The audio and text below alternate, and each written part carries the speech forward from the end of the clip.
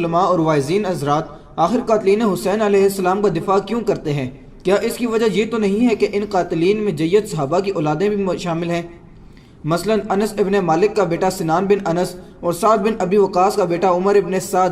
علی بھائی کا اس حوالے سے کیا موقف ہے؟ میں تو اس سوال کے ساتھ اختلاف کرتا ہوں۔ ہمارے سنی علماء کبھی بھی قاتلین حسین کا دفاع نہیں کرتے، نعوذ باللہ۔ یہ ضرور ہے کہ وہ منہ چھپاتے پھرتے ہیں، وہ کہتے ہیں بس بتاؤ نا کہ کس نے کیا ہے۔ میرا خیال ہے ایون ناسبی بھی یہ جرت نہیں کرتے کہ وہ یہ کہیں کہ حسین ابن علی شہید نہیں ہے، وہ باغی تھے تو قتل ہوئے، نعوذ باللہ۔ ایسا نہیں ہے۔ سب سے زیادہ یعنی شیعہ کے خلاف کام کیا ہے نا اہل سنت میں تو امام ابن تیمیہ نے کیا ہے، انہوں نے منہاج السنہ کتاب لکھی ہے، لیکن اس میں بھی آپ دیکھیں کہ وہ کہتے ہیں کہ ہم یزید کو عام دنیا دار بادشاہوں کی طرح بادشاہ مانتے ہیں، ہم اہل بیت سے محبت کرتے ہیں۔ ایون انہوں نے تو حضرت معاویہ کے بارے میں بھی کہا کہ ہم انہیں خلیفہ راشد نہیں ایک بادشاہ مانتے ہیں، اور انہوں نے کلیئر کٹ لکھا کہ ربیع الاول 11 ہجری میں نبی علیہ السلام کی وفات ہوئی اور 41 ہجری ربیع الاول میں صلح حسن ہوئی، اور نبی علیہ السلام کی حدیث تھی کہ میرے بعد خلافت 30 سال رہے گی۔ تو وہ کہتے ہیں دیکھو ایگزیکٹ ربیع الاول میں صلح حسن کے بعد خلافت راشدہ ختم ہوگی، خلیفہ راشد 5 ہیں، ابو بکر، عمر، عثمان، علی اور حسن ابن علی۔ حضرت معاویہ اسلام کے پہلے بادشاہ ہیں، یہ تو وہ بھی مانتے ہیں۔ انہوں نے بھی کبھی یہ بات نہیں کی ہے کہ ہم قاتلین حسین کا دفاع کریں گے۔ ایون ڈاکٹر ذاکر نائک صاحب سے بھی مسئلہ مس ہینڈل ہوا جس میں میرا لیکچر بھی آیا تھا، انہوں نے بھی بعد میں جو ویڈیو ریکارڈ کی انہوں نے کہا میں آج کی ڈیٹ میں حضرت حسین کے قاتلین پر لعنت بھیجتا ہوں۔ تو کوئی قاتلین حسین کا دفاع نہیں کرتا۔ البتہ یہ ضرور ہے کہ چند ایک ناسبی جو کٹر قسم کے ہیں جن کو میں سنی نہیں سمجھتا، نہ بریلوی ان کو اون کرتے ہیں، نہ دیوبندی اون کرتے ہیں، نہ اہل حدیث اون کرتے ہیں۔ ناسبیوں کا کوئی اوقات نہیں ہے کہ ان کو کسی پلیٹ فارم پہ کوئی اون کرے۔ ہمارے جیل میں ایک بہت بڑا ناسبی تھا فیض عالم صدیقی، ایک مسجد میں اتنا عرصہ جمعہ اہل حدیث کی مسجد میں پڑھاتا رہا، لیکن آج اگر آپ اہل حدیث سے پوچھیں ان کو اون نہیں کرتے۔ چاند کوئی ضد میں کر لیں لادہ بات ہے، ادروائز وہ اون نہیں کرتے۔ شیخ زبیر علی زئی صاحب نے باقاعدہ اپنی کتاب فضائل صحابہ میں لکھ دیا کہ فیض عالم صدیقی اہل حدیث نہیں ہے، ان لوگوں نے لبادے اڑے ہوئے ہیں، بڑے سخت الفاظ انہوں نے لکھے تھے۔ باقی یہ جو بات ہے نا صحابہ کی اولادیں، ایک بات تو اس میں ٹھیک تھی، عمر ابن سعد تو واقعی سعد ابن ابی وقاص کا بیٹا تھا، لیکن جو سنان بن انس ہے نا جس نے حضرت حسین علیہ السلام کو آخر میں وار کر کے شہید کیا، ان کا سر کاٹا تھا، وہ حضرت انس ابن مالک کا بیٹا نہیں ہے، اس کا ویسے نام ہے سنان بن انس نخعی، یہ تو قبیلہ ہی اور ہے۔ البتہ یہ ضرور ہے کہ جب صحیح بخاری میں 3748 نمبر حدیث ہے جس میں امام بخاری نے حسین کے ساتھ علیہ السلام لکھا ہے،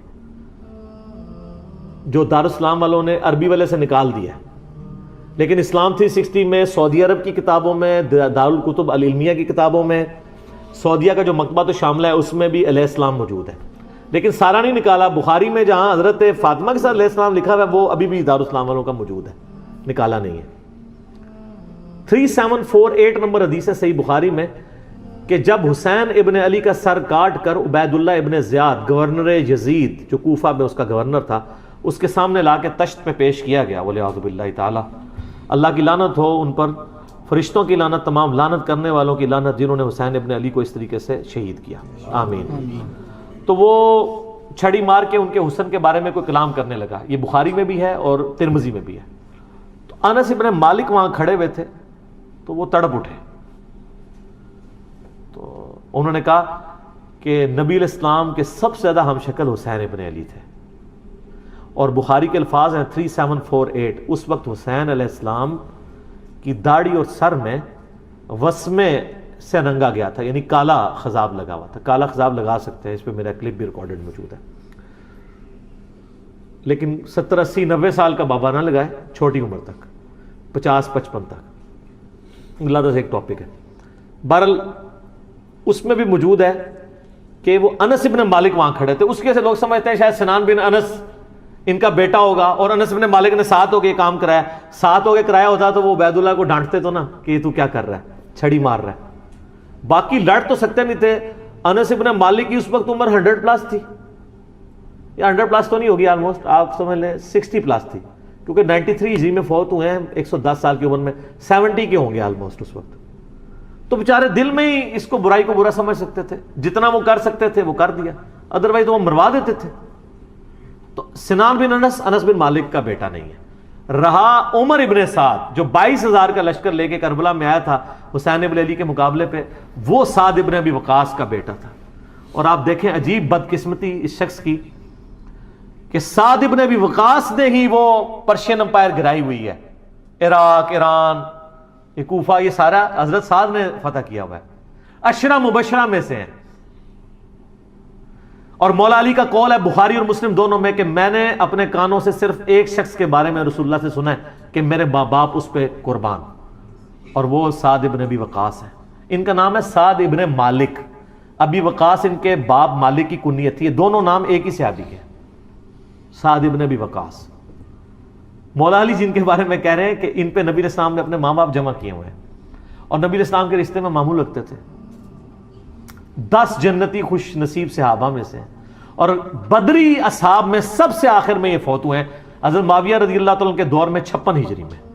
ان کے بعد کوئی بدری صحابی دنیا میں نہیں رہا تھا. بدری صحابی ایک بہت بڑا ٹائٹل تھا. یہ سب سے آخر میں فوت ہوئے.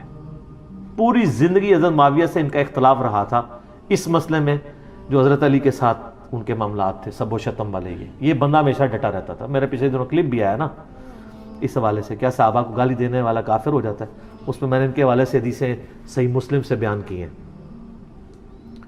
ان کا بیٹا تھا عمر ابن سعد جس کو رے کی حکمرانی کی لالچ دی تھی. رے پورا ایریا تھا، ایران، عراق، افغانستان، یہ پورے ایریا کو رے کہا جاتا تھا اس زمانے میں. اتنی بڑی حکمرانی کی، گورنری کی لالچ دی یزید نے عبید اللہ ابن زیاد کے ذریعے.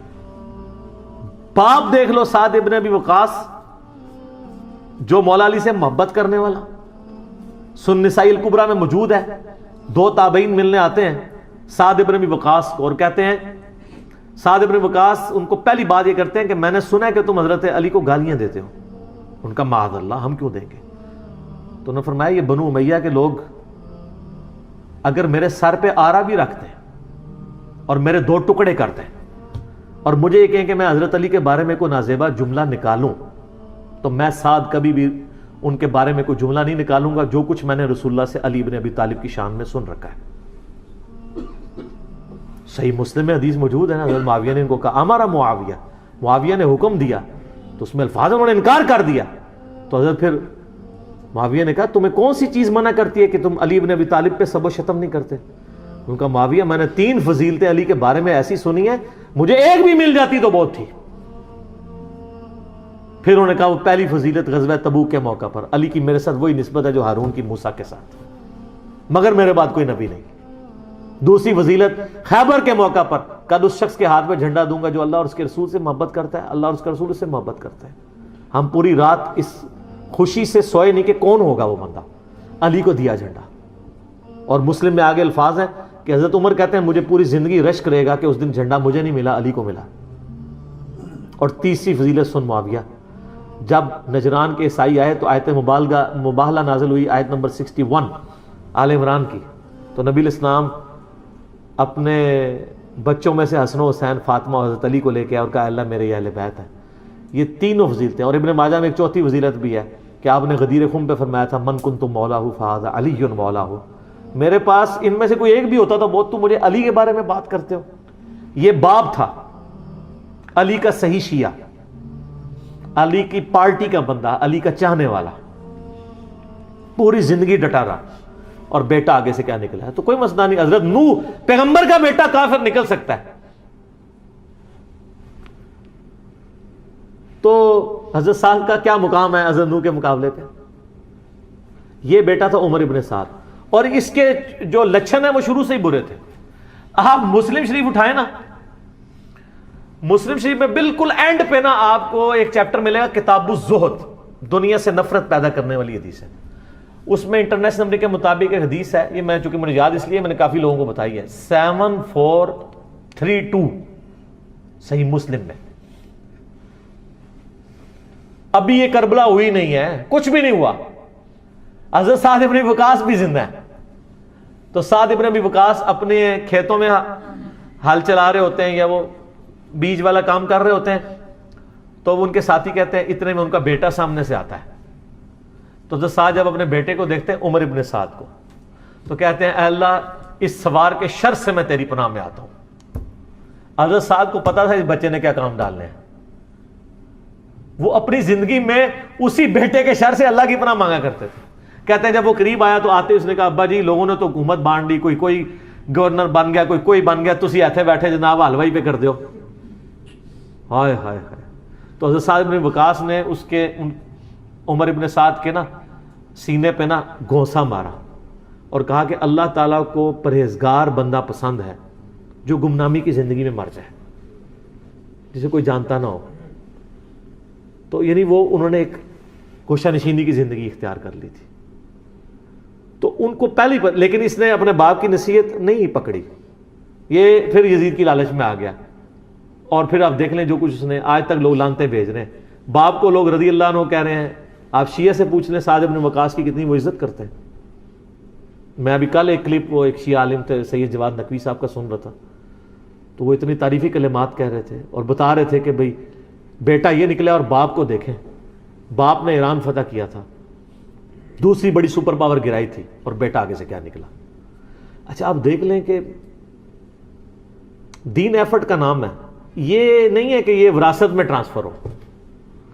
انبیاء کی وراثت میں ٹرانسفر نہیں ہوئی ہے تو اور کس میں ہونی ہے؟